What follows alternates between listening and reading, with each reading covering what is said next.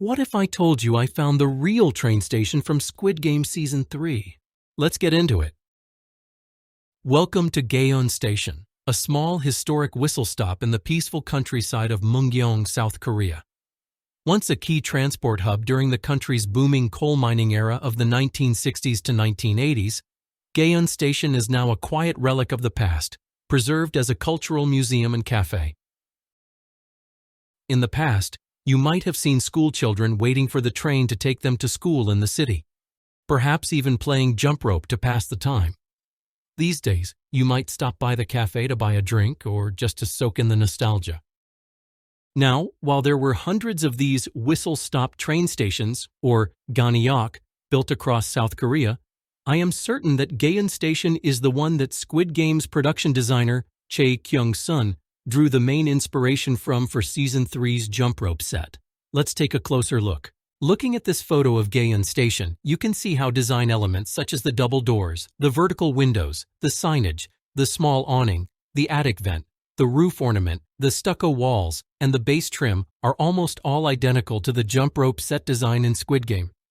Even this bench from the show, the one that Jun-hee is seen sitting on, is almost identical to the original bench inside Gaeun Station from before it was renovated into a cafe. Indeed, many of Squid Game's Korean audience who grew up in the 60s, 70s, and 80s would have sat on a bench like this every day, waiting for their train to go to school. And for some, they would have sat on this exact bench. And as for this sign here, it's identical to signs you would typically see at similar stations, such as this one at Najeon Station.